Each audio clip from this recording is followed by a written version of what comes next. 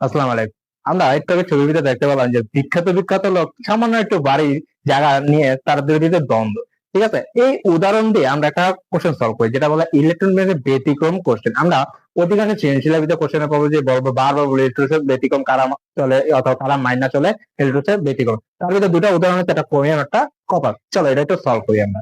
দেখি ক্রোমিয়াম, আমরা নর্মালি যে ইলেকট্রন বা আবহাওয়া নীতি অনুযায়ী জানি কি ইলেকট্রন গুলো আগে সর্বনিম্ন শক্তি স্তর পূরণ করবো, তারপর পর্যায়ক্রমে উচ্চ শক্তি স্তরে আসবে। ঠিক ক্রোমিয়ামে হচ্ছে 24, এখানে তো 18টা ইলেকট্রন আছে, এখানে 18টা ইলেকট্রন আছে, এখানে দুটা ধরো 20টা, আর এখানে হচ্ছে 4।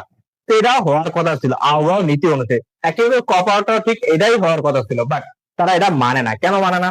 ধরো একজনের বাড়ি আছে 5টা, তার সন্তানের 5 জনের ভিতরে 4 জনের 4টা বাড়িতে একটা বাড়ি খালি আছে। এখন তাদের 4 জনের ভিতরে একটু মনের ভিতরে কষাকষি থাকবে না যে একটা বাড়ি আছে, কে নিয়ে ওই বাড়িটা না?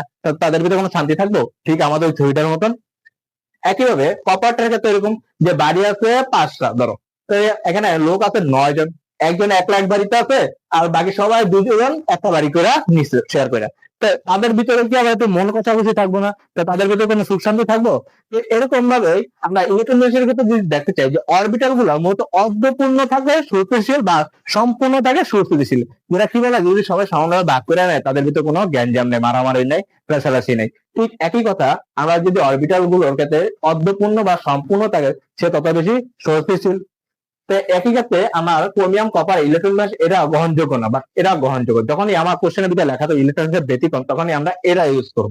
কেন এটা ইউজ করুন? তখন দেখা যায় যে 3D এবং 4S দুটোটাই কি আছে, অর্ধপূর্ণ অবস্থায় আছে। অর্ধপূর্ণ অবস্থা থাকলে দুটোটাই কি সুস্থিতিশীল। একইভাবে কপারটার ক্ষেত্রে দেখা যায় 4S অর্ধপূর্ণ আছে, 3D সম্পূর্ণ আছে। তো এটা কি সবচেয়ে বেশি সুস্থিতিশীল আছে। এই কারণে এই ইলেকট্রন ব্যাসটা ক্রোমিয়াম কপার খুব সহজেই দেখতে পারলাম যে ক্রোমিয়াম আর কপারের ক্ষেত্রে ইলেকট্রন ব্যাস কোনটা মানে কোনটা মানে না।